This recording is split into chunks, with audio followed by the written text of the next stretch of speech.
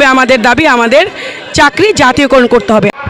আমরা যেমনটা জানি যে আজ 5ই অক্টোবর 2024 বিশ্ব শিক্ষক দিবস। বিশ্ব শিক্ষক দিবস শিক্ষক ঐক্য পরিষদ আজকে কিন্তু তারা জাতীয় পর্যায়ে একটা সমাবেশ করছে এবং এই সমাবেশে মির্জা ফখরুল ইসলাম আলমগীর যেমনটা বক্তব্য দিয়েছিলেন।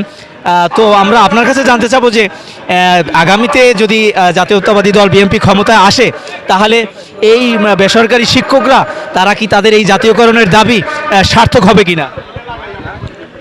বিসমিল্লাহির রহমানির রহিম, আপনাকে ধন্যবাদ আমাকে এই প্রশ্নটি করার জন্য। আজকে বিশ্ব শিক্ষক দিবস 2024-এর প্রাক্কালে আমাদের শিক্ষক কর্মচারী ঐক্যজোট কর্তৃক আয়োজিত ইঞ্জিনিয়ার্স ইনস্টিটিউটের এই প্রোগ্রামটিতে প্রধান অতিথি হিসেবে উপস্থিত ছিলেন বিএনপির হিরণময় মহাসচিব।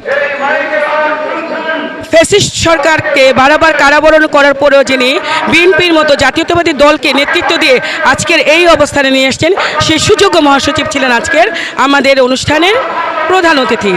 আপনি বিশ্বাস করেন, যেহেতু বেগম খালেদা আমাদের গণতন্ত্রের মা, জাতীয়তাবাদী শক্তির মনের মুকুরের নারী, তিনবারের সফল প্রধানমন্ত্রী বেগম খালেদা জিয়া শিক্ষক সমাবেশে এসে ঘোষণা দিয়েছিলেন যদি বিএনপি পরবর্তীতে ক্ষমতায় যায় তাহলে আমাদের শিক্ষকদের চাকরি জাতীয়করণ করা হবে।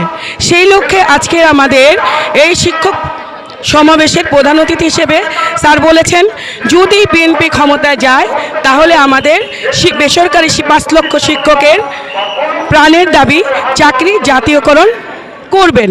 কারণ আমি বিশ্বাস করি গণতন্ত্রের জননী 18 কোটি বাংলাদেশির প্রাণের স্পন্দন বেগম খালেদা জিয়া এখন যেহেতু মুক্ত অবস্থায় আছেন, যদি অন্তর্বর্তীকালীন সরকার রাষ্ট্র সংস্কারের পর সুষ্ঠু একটা নির্বাচন হয়, আমি বিশ্বাস করি বাংলাদেশের 18 কোটি মানুষ তাদের মনোনয়ন দিবে যেন বেগম খালেদা জিয়ার দল, জাতীয়তাবাদী দল বিএনপি ক্ষমতা আসে। এবং ক্ষমতা আসলে অবশ্যই আমাদের চাকরি শিক্ষকরা কি কারণে জাতীয়করণ পেতে পারে বেশ যৌক্তিক উপাদান হলো আমাদের দেশের শিক্ষাক্রম এবং শিক্ষা ব্যবস্থার 97% শিক্ষার্থী বেসরকারি শিক্ষা প্রতিষ্ঠানে পড়াশোনা করে।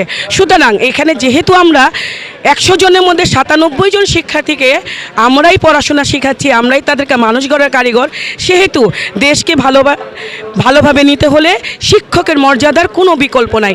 এবং শিক্ষককে যদি আপনি মর্যাদা দিতে চান, যদি মর্যাদা না দেন, যে দেশে শিক্ষক মর্যাদা পায় না সে দেশ কোনো উন্নত হয় না।